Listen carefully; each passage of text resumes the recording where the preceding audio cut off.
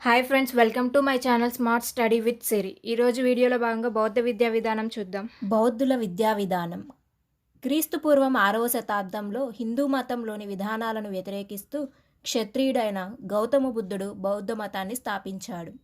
క్రీస్తుపూర్వం 6వ శతాబ్దం నుండి 2వ శతాబ్దం వరకు బౌద్ధుల విద్యా విధానం గొప్పగా నిర్వహించబడింది. బౌద్ధ విద్య ప్రత్యేకత: సార్వజనీన విద్యా విధానం, ప్రజల భాషలో బోధన, పాఠశాల వ్యవస్థకు అంకురార్పణ, వృత్తి విద్యల బోధన, భారతీయ విద్యకు అంతర్జాతీయ ఖ్యాతి. విద్యా లక్ష్యాలు: విముక్తి, జీవికను ప్రసాదించడం, సత్య సంబంధమైన ప్రవర్తన, నిరాడంబరత, అహింస, నైతిక విలువలు.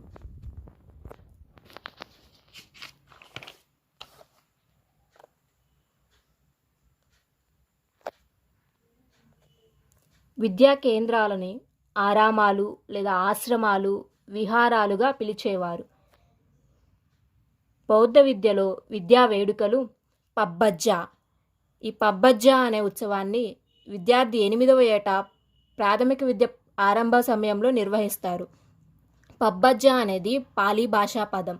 పబ్బజ్జా అనగా ముందుకు తీసుకువెళ్ళడం అని అర్థం. 2 ఉపసంపద.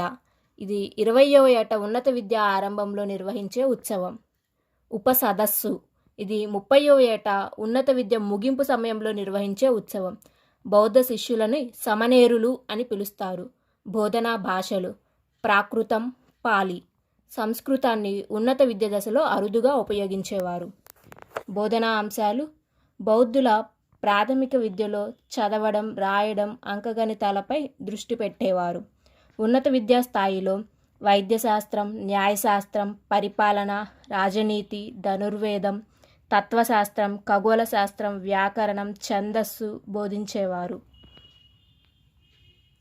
వృత్తి విద్యలు: నూలు వడకడం, బట్టలు నేయడం, శిల్పాలు చెక్కడం వంటి వృత్తి విద్యలు నేర్పించేవారు. బోధనా పద్ధతి: కంఠస్థ పద్ధతి, వాచిక పద్ధతి, చర్చా పద్ధతి, ఆచరణాత్మక పద్ధతి, సంభాషణ పద్ధతి, రాత పద్ధతులను ఉపయోగించేవారు.